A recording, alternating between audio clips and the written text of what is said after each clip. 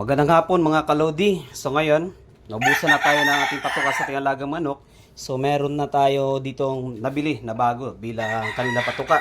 Bali yung gamit ko dito na vitamina o vitamin sa ating mga alagang manok, itong Progen-C. Okay? Bali inahalo ko ito sa kanilang patuka sa ating mga months old na mga sisiw.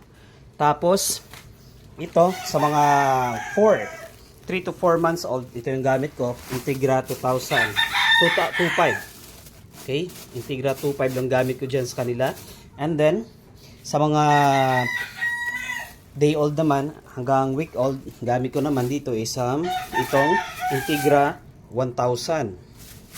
Ito yung gamit ko sa kanila, Integra 1000. Tapos, sa mga manok naman na 1 month above, so ito yung gamit ko sa kanila, Integra 2000.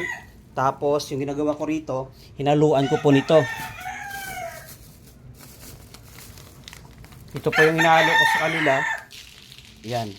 Ito po inahalo ko sa kanila dito sa Integra 2000. Okay? Tapos yung ating maintenance dito na palagi binibigay sa ating alagang manok. So medyo may pagkamahalan, pero okay lang po 'yon para naman sa ating alagang manok at ma-secure po natin na malulusog po sila at hindi po sila madaling dapuan ng sakit. So dito, ito yung gamit ko rito. 7